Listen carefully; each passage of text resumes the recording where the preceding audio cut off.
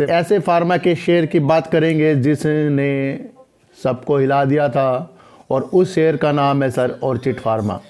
और ये चेन्नई की कंपनी है सर, लेकिन ये उस टाइम पे अच्छी कंपनी थी सर, काफ़ी अच्छे इनके प्रोडक्ट आते हैं और ऑर्चिड फार्मा का एक नाम था। लेकिन डेप्ट होने के बाद इस कंपनी में सर बेकार हो गया सब सिस्टम, मैनेजमेंट ख़राब हो गया, सेल्स बेकार हो गई। और फार्मा में तो आपको पता है कि जो जितनी मेहनत करता है उतना ही उसको अच्छा फल मिलता है। किसी भी फार्मा कंपनी को बनाने के लिए सबसे पहले उसमें एक मैन्युफैक्चरिंग अपना प्लांट होना चाहिए और उसमें अच्छे अच्छे प्रोडक्ट होने चाहिए। उससे बड़ी कर एक बात होती है, वो है मैनेजमेंट। अगर मैनेजमेंट किसी कंपनी का सही नहीं होगा तो वो कंपनी बेकार होती जाएगी। और उसके बाद जो सेल्स करते हैं, यानी कि सेल्स में जो फील्ड में रहते हैं, वो भी अच्छे लोग होने चाहिए जो सब कुछ बारीकियाँ समझ कर ही किसी कंपनी को चलाते हैं। तो सर इसका जो सर डेप्थ ज़्यादा होने के बाद इस कंपनी में लगने वाले थे ताले, लेकिन इसके बाद इसको धेनुका लैब ने सर टेक ओवर किया और इसके बाद दोबारा से लिस्टिंग किया। ये करीब 17 रुपये करीब इसकी लिस्टिंग हुई थी और उसके बाद लगातार सर ये अपर सर्किट मारा जा रहा। 1.5-2 महीने हो गए, मैं भी हैरान, मैंने कहा इस शेयर में हो क्या गया ऐसा। लेकिन सबकी नज़र उसी में पड़ जाती है जो शेयर ऊपर की तरफ जाता है। लेकिन हम तो इससे वाकिफ़ थे कि अभी इस कंपनी का टेक ओवर हुआ है। अभी हुआ क्या है इस कंपनी में जो एकदम इस पे अपर सर्किट लगने लग गए। हमने रहे दूर, फिर भी नज़रों में आया था सर। जब लालच आता है तो शेयर, अब हम सोचते हैं 17 का था, ये सर 200 में पहुंच गया, 500 में पहुंच गया, 700 में पहुंच गया।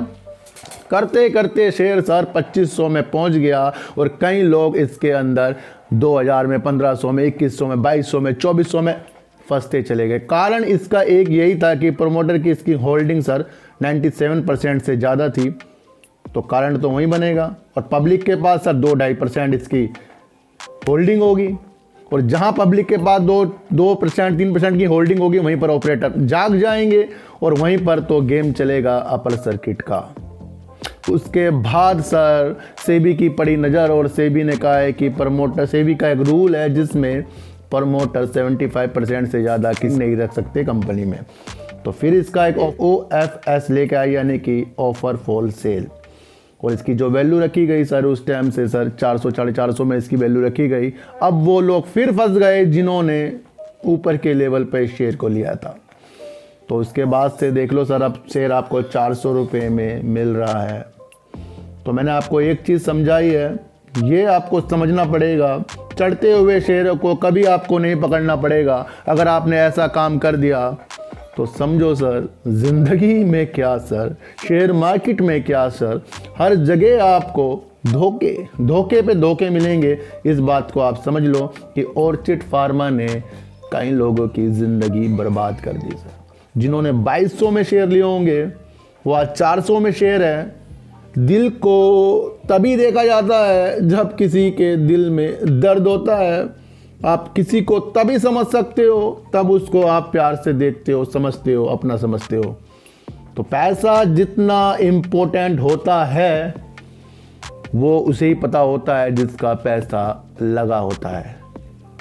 तो अब तो सर इसके अंदर यही कहानी चलेगी 400, 500, 300, 400, 500, 300, क्योंकि कंपनी ने अभी टेक ओवर किया है। अभी इसके अंदर काम चलेगा और फिर मैनेजमेंट बनेगा, फिर मैनेजमेंट बनते बनते काफ़ी समय लग जाएगा।